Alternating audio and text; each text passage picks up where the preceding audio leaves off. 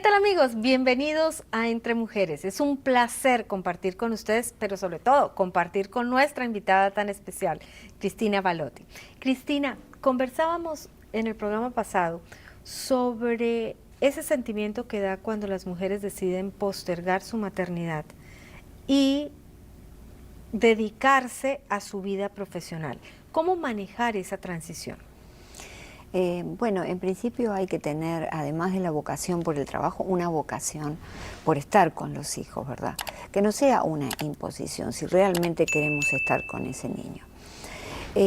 Una vez que ya estamos trabajando, lo que tenemos que hacer es organizarnos muy bien, tratar de trabajar. Hoy en día lo podemos hacer, las redes sociales, mejor dicho, la virtualidad que nos propone. Podemos tener trabajos a distancia, el teletrabajo.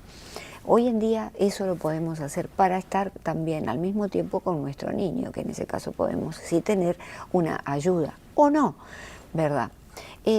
¿Por qué? Porque hay que llegar a esto un término medio. Mira, no podemos seguir dejando a los chicos solos, esta es una realidad.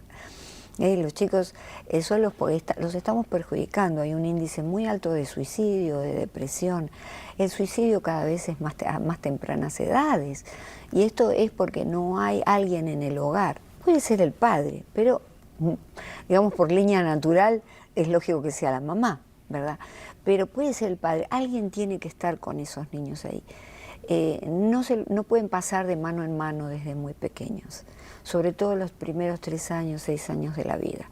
Yo cuando digo esto, los primeros 6 años de la vida son fundacionales.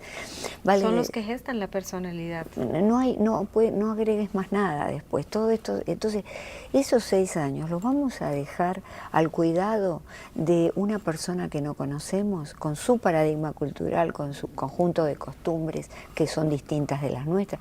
Vamos a permitir que otro lo eduque.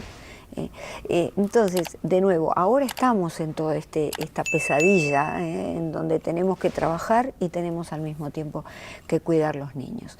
Pero vamos a priorizarlos en lo posible buscando trabajos alternativos. Part-time, a veces no se puede, es necesario tener un trabajo a tiempo completo. Pero entonces, es tan importante esto. Fíjate, los expertos en el desarrollo de las naciones nos dicen que para que las naciones continúe la democracia en contra del supuesto vasallaje de un tirano, para que las naciones puedan reinvertir el sobrante en obras y en desarrollo, en la base tiene que haber principios y valores. ¿Dónde se enseñan esos principios y valores? Esto está visto como un triángulo, ¿no? Y en la base está la familia. Entonces, la familia es donde no podemos dejar nuestros niños para que otros lo críen. Esto es muy importante. Y a futuro, te comentaba, hablar con nuestras niñas mujeres. Si tú tienes una gran vocación, y es válido por tu carrera, tienes que demorar la maternidad. Bueno, o de lo contrario, tener el niño y empezar lentamente. Porque es algo difícil de comprender porque, claro, estamos indoctrinados culturalmente, que esto tiene que ser así. Yo tengo que salir a trabajar y tengo que tener los hijos. Si no salgo a trabajar, me siento culpable porque no aporto dinero. Si no tengo los hijos, me siento culpable porque mamá me dice, ¿para cuándo tenés los hijos?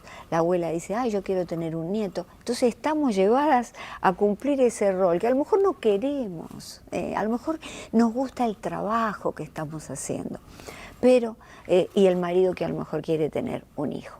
Por eso es importante, cuando una pareja se va a casar, que por favor hablen estas cosas. Y a las abuelas, a las madres, no decirle para cuándo el niño. En nuestras comunidades latinas eso está pasando. Sigue pasando desde el fondo de la historia. Pero también pasa lo contrario, Cristina, cuando la mujer muy joven decide tener sus hijos, sí, y la familia viene y le dice, ¿cómo se te ocurrió ir a tener un niño a esta edad? Tú tenías que haberte preocupado por hacer tu carrera profesional primero.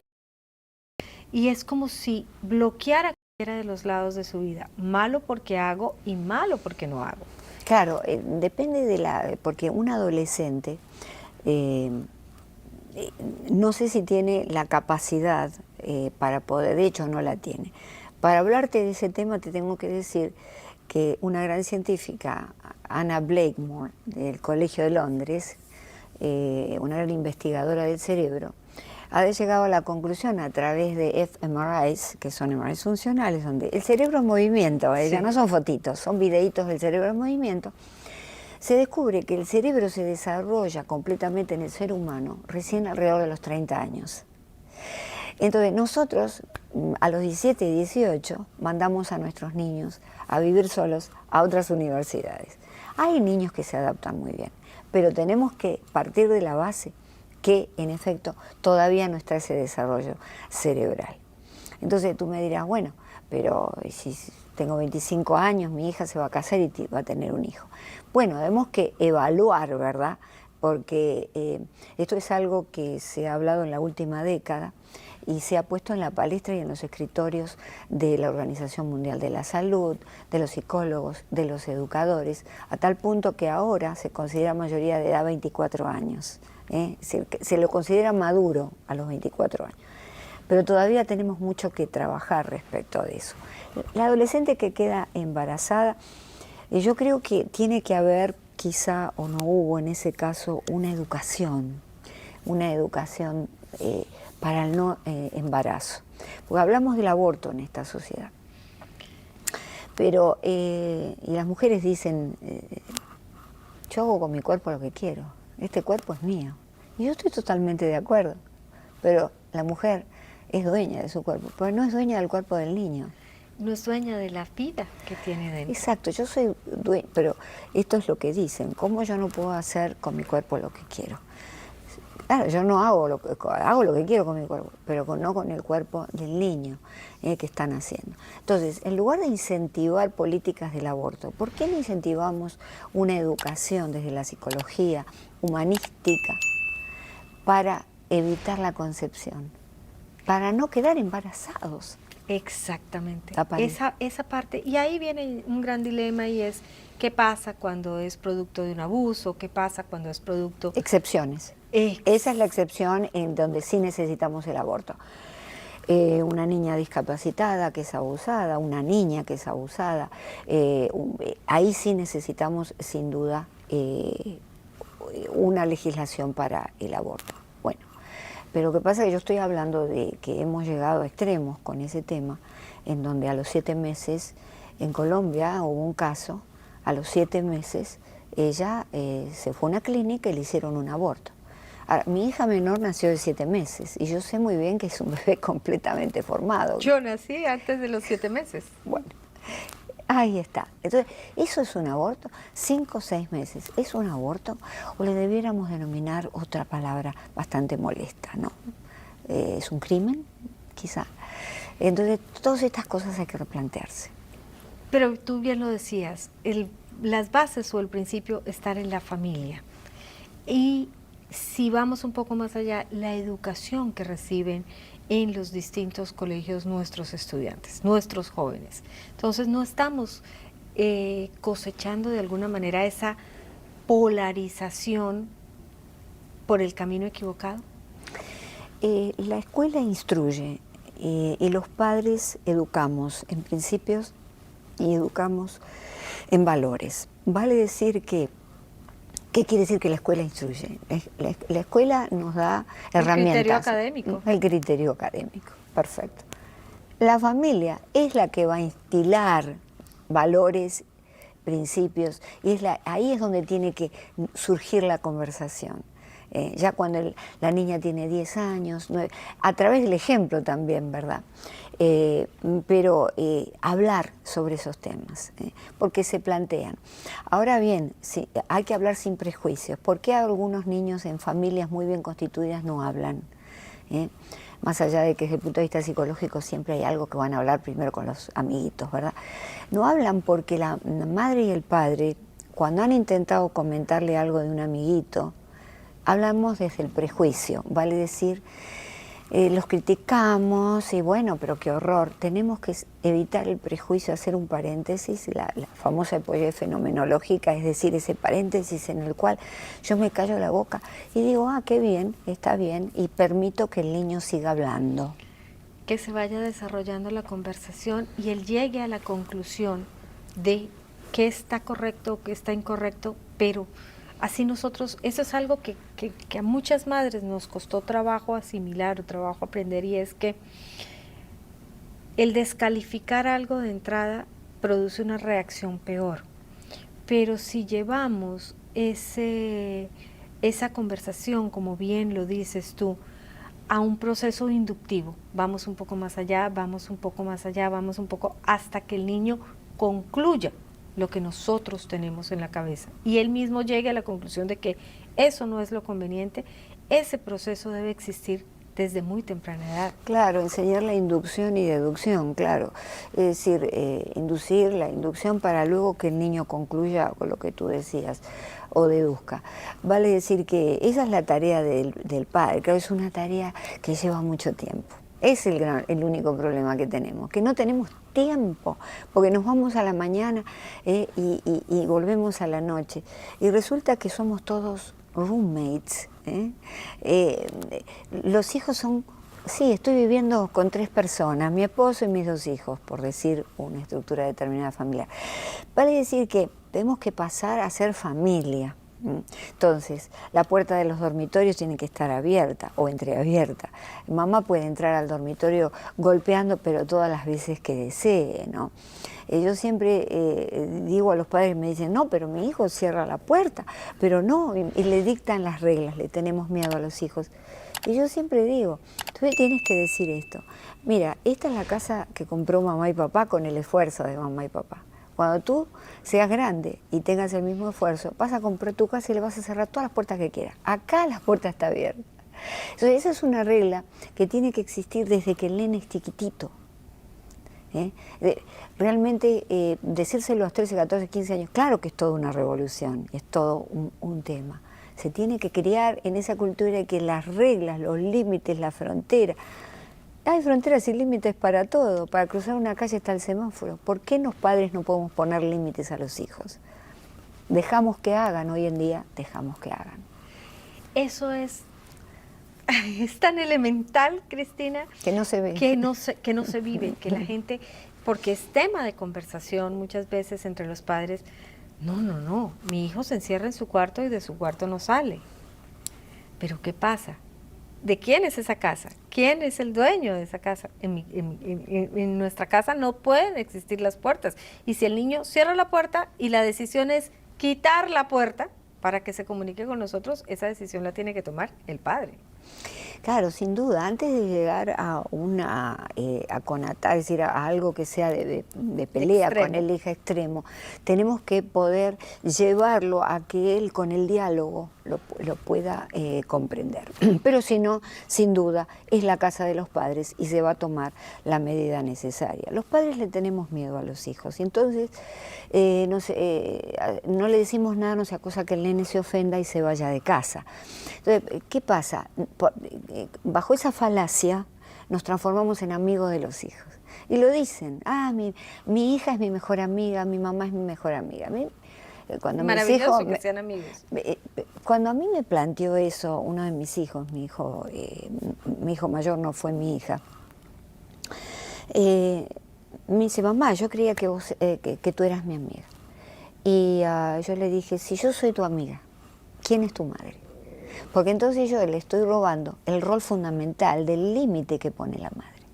Amiga podemos ser, ahora que mi hija tiene 37 años, yo puedo ser amiga de mi hija, y de hecho lo somos, y charlamos de infinidad de cosas. Pero mientras uno está criando, mientras tiene un puber, un adolescente, primera juventud, uno puede ser amigo de los hijos. Es importante seguir marcando los límites.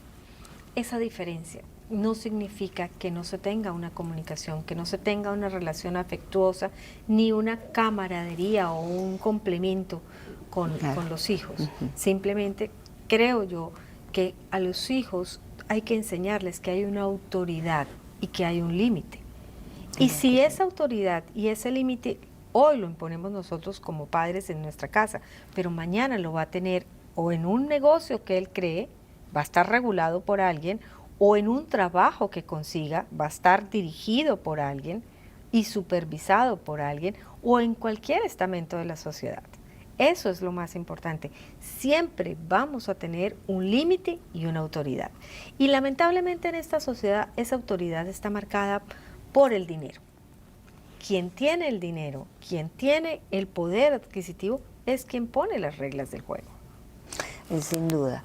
Yo siempre digo que si uno no le pone los límites con amor en el hogar a los hijos, la sociedad se los va a poner con violencia. Y es el caso de los niños que lamentablemente vemos que salen a robar, a matar, o que no se pueden adaptar a ningún trabajo, que los despiden constantemente, que siempre quieren hacer lo que desean. Lamentablemente tenemos que poner los límites. En cuanto al dinero, y como es el rey en estos momentos, muchos padres con mucho dinero creen que educan a los hijos dejándoles dinero. Y entonces con eso lavan la culpa. De nuevo acá el tema de la culpa que no nos gusta pero que está presente. Entonces, como yo no estoy nunca en casa, bueno, le doy dinero. Le dejo la plata para que vaya y se distraiga. Él se distraiga para que compre videojuegos, muchos tienen sus tarjetas de crédito inclusive, siendo todavía estando en adolescencia primera. Vale decir que estamos generando una cultura del absurdo y estamos pagando ya las consecuencias de esa cultura y de esa manera en que nos manejamos con los hijos. Yo siempre digo que tuve la suerte de criar a mis hijos antes de esta revolución de Internet, ¿verdad? Y tengo, como tú tendrás el recuerdo, y yo lo tengo también, además de mi propia niñez, y que ellos se divertían con cosas, en que construían cosas, con los amigos jugaban, había en casa asados, venían, estaban en la piscina, no sé, cosas que ya ahora se reemplazan por videojuegos, o se reemplazan por ese famoso TikTok, por las redes, por sacarse fotos, por postearlas. Es una cultura realmente de la imagen y de la poca profundidad. Ya no se vive el momento, ni se vive la satisfacción que se siente ver un concierto, por ejemplo, o que se siente mojarse en un charco en un día de lluvia. Sí. Ese tipo de cosas se pierden porque los jóvenes, y los no tan jóvenes también, ahora viven es por la foto perfecta. Claro, es lo que lo está llevando, esto lo está llevando la cultura. Los niños, los seres humanos, copiamos por naturaleza, vale decir, se llama Bauman habló de la educación vicaria. ¿Qué quiere decir? Copiamos el ejemplo. Es decir, y además a los 12, 13 años empieza a importar menos mamá y papá y mucho más el núcleo de pertenencia. Es un recurso biológico natural para después poder adaptarnos a la sociedad. Pero resulta que entonces copiamos más, no lo que hay en casa, sino lo que hacen los amigos. Y están todos en las redes sociales sacándose fotos a ver cuál foto es más linda, qué perfil estoy mejor. Fíjate la cantidad de tiempo que estamos perdiendo. Y la gente mayor también, la gente más grande lo está haciendo. Exactamente. Ojo, para trabajar de pronto está bien, uno tiene que tener redes sociales, promocionar su trabajo, en fin, postear fotos, pero que el objetivo no sea eso de mostrar una foto, el TikTok. Hoy en día los famosos llamados influencers, lamentablemente de TikTok, tienen millones y millones de seguidores. Ningún científico ha tenido nunca millones de seguidores como estas personas en el mundo, aún en la época que no había redes sociales. Y ganan millones y millones de dólares sacándose la fotito perfecta. Es decir, ¿hacia dónde vamos? Lo estamos viendo, hacia dónde vamos. Conversaba hace unos días con una profesora de escuelas que me contaba su experiencia y su percepción después de la pandemia. Me decía, el regreso a las aulas nos mostró a nosotros que los niños o los jóvenes perdieron, ella trabaja con adolescentes, perdieron 2 años de su vida. Se atrasaron no solamente en el nivel o en el grado escolar como tal, sino que además empezaron a unirse muchísimo más con las redes sociales, a seguir TikToks y a seguir cosas, y tenían challenges o retos que les ponen las redes sociales, tumbar puertas, destruir, acabar con los baños de la escuela, pincharle las llantas a los carros de los profesores. O sea, una serie de cosas que uno no se imaginaría y tal vez como padres no hemos llegado ahí porque no está dentro de nuestro sentir hacer ese tipo de maldades o ese tipo de bromas de tan mal gusto. Pero los profesores lo vivieron, Cristina, y de verdad que ese día yo quedé como impresionada con lo que se detuvo el mundo y con lo que resultó con el regreso de los jóvenes a la realidad escolar. Bueno, lateralmente la pandemia generó un gran estrés en los niños, fundamentalmente en los niños, pero también en los adultos. Hubo un índice perdón, de divorcios muy grande. Entonces ese estrés es un estrés que en estos momentos sigue aún, es un estrés crónico. Y ojo con eso, de eso yo hablé la vez pasada en un medio acerca de las diferencias de estrés, ansiedad y angustia. Y tenemos las tres cosas, porque no hemos podido desconectar el eje del cerebro, el eje del estrés, ¿no? De nuestro, que es el hipotálamo hipofisario adrenal. Estamos completamente estresados. Y entonces, claro, vivimos esto que no estamos bien, lo que sucede en las redes. Esas demostraciones de violencia son demostraciones y liberación de ansiedad y de estrés que son patológicos, porque de alguna manera prevalece lo que es el cerebro límbico, las emociones que están desbordadas, y no el cerebro prefrontal que nos hace planear y sentirnos bien. Estamos desbordados. Hubo una captura, se llama secuestro amigdalar, que la amígdala es una zona del cerebro que genera miedo, ¿no? Que captura el miedo. Entonces con la pandemia nuestro cerebro se capturó, se llenó de miedo y se llenó de estrés. Y bueno, y estas manifestaciones culturales se profundizaron, se agudizaron, lamentablemente. Debemos regresar a la familia, es la única esperanza que tenemos, y hacia instituciones que permitan a la mujer, y esto no lo dije antes, si me disculpas, te quiero comentar, que es necesario que en las instituciones, en los trabajos, se le permita a la mujer salir cuando el niño tiene fiebre, si es que lo dejó con alguien, que vaya al kindergarten a buscarlo, que haya jardines de infantes en las mismas instituciones. Tiene que haber ayuda. Esto es piramidal, empieza en la familia, pero la sociedad tiene que ayudar a que la mujer esté más presente con los hijos. Una mayor flexibilidad. Tú has tocado el tema rápidamente y es sobre estrés, ansiedad y angustia. Ahora la sociedad vive continuamente estresada. A los jóvenes, a los adultos nos dan ataques de ansiedad. ¿Cómo poner esa diferencia? ¿Cómo saber cuándo sucede cada cosa y cómo controlar cada una de estas tres cosas? El estrés es cuando, hay diferencias interesantes, el estrés es cuando la carga, lo que se te propone hacer, tú lo ves más pesado que tu capacidad para responder. Es decir, lo que se te propone, tú no estás dispuesto. Entonces empieza la irritación. Ese es el estrés. Por eso es importante el autoanálisis para ver hasta dónde llegan nuestras fuerzas para hacer determinadas cosas, ¿verdad?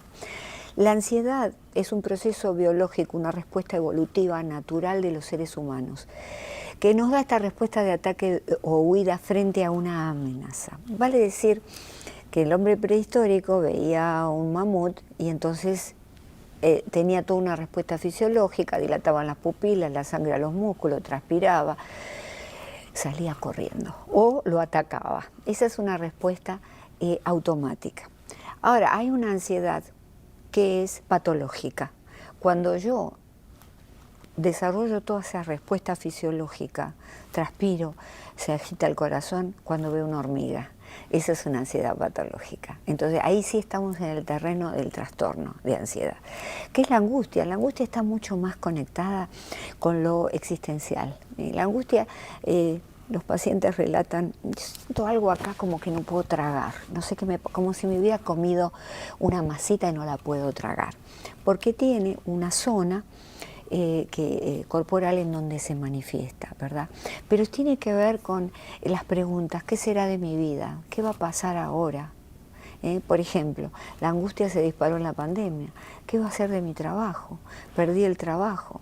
Ahora yo descubro que mi esposa o mi esposo son extraños, me tengo que divorciar. Despierta preguntas existenciales.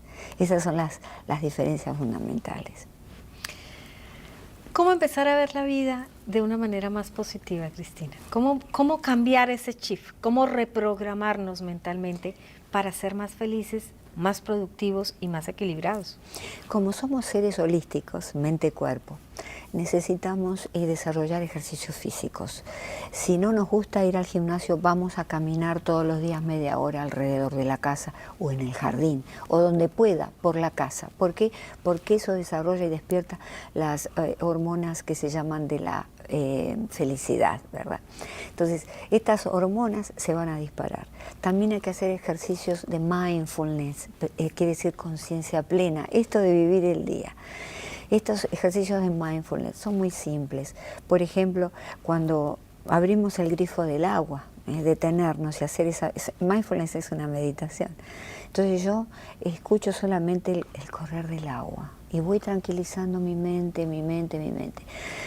Conozco a alguien que lo hace con el girar de la ropa en el tambor de lavado. Lo podemos hacer también frente al microwave, ¿no? el microondas. Entonces ponemos el café a calentar, cerramos y observamos cómo va dando vueltas esa taza. Nos damos tiempo. Nos damos tiempo. Eso lo hacía el hombre más antiguo, el hombre prehistórico. Nosotros, por el embate cultural, lo hemos olvidado. Entonces, fíjese qué ejercicios simples, desconectar la mente. Si podemos, hacemos yoga. Y si podemos, vamos con alguien experto en mindfulness, que nos va a indicar toda una serie de ejercicios. Pero son todas que nos vienen de Asia, nos vienen de Oriente, estas corrientes. Son muy importantes. Occidente es muy agresivo, muy materialista. En la polarización, ahí estamos. Es esa compensación mundial o esa compensación natural, lo cóncavo y lo convexo, que tienen que converger en un solo punto para lograr el equilibrio. Sí, fíjate que la física cuántica hoy en día nos afirma las verdades milenarias de 3.000, 4.000 años que ya las religiones asiáticas más antiguas nos decían, el uno, el todo, el equilibrio de las polaridades. Vamos a introducir un poco esa sabiduría en nuestra vida. Regresemos a ti rápidamente. Sí. ¿Cuáles son tus planes futuros? ¿Cómo hace la gente para lograr ese equilibrio tuyo? Es un trabajo constante de agradecimiento y de conciencia.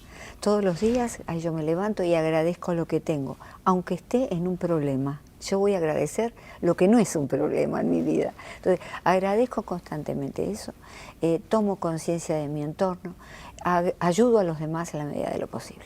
Y yo te agradezco a ti el haber compartido esta hora tan maravillosa, Cristina, por estar entre mujeres. Es un placer de verdad y desde ya estás invitada nuevamente